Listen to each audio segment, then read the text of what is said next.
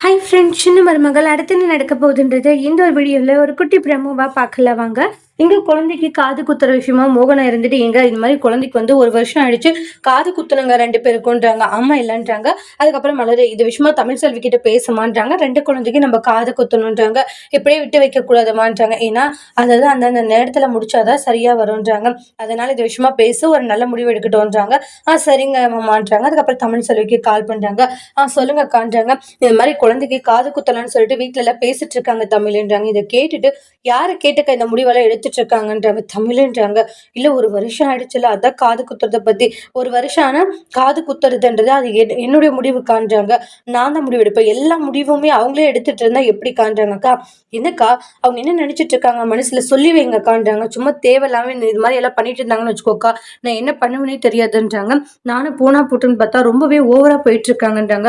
கொஞ்சம் கூட மனசாட்சின்றதே இல்லையே, இப்படி நடந்துக்கிறாங்க அப்படின்ட்டு சொல்லிட்டு பயங்கரமா கோவப்பட்டு இருக்காங்க. இனிமேல் இது மாதிரி விஷயம் எல்லாம் பண்ணக்கூடாதுன்னு சொல்லி வைங்கன்றாங்க.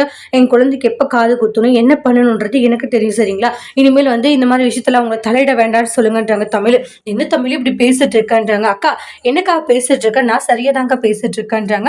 என்னுடைய குழந்தைக்கு காது குத்துறது என்னுடைய முடிவு தான். அங்க காது குத்துறதுல எனக்கு உடன்பாடு கிடையாது. அது எல்லார்கிட்டயுமே சொல்லுங்க, எனக்கு எந்த ஒரு பயமும் கிடையாதுன்னு சொல்லிட்டு போனை வச்சிருவாங்க தமிழ் செல்வி. உடனே தமிழ் என்னமா சொன்னா அப்படின்றாங்க. இந்த மாதிரி காது குத்துறதுல தமிழ் செல்விக்கு உடன்பாடு இல்லையா, கண்டிப்பா காது குத்த நாங்க கூட்டிட்டு வர மாட்டோம், குழந்தைய காதும் குத்தக்கூடாது அந்த இடத்துல தமிழ் செல்வி முடிவா சொல்லிட்டா. இதுதான் தமிழ் செல்வியோட முடிவா அப்படின்றாங்க. கேட்டுட்டு ராஜாவும் சேது வீட்டுல எல்லாருமே ஷோக் ஆகுறாங்க.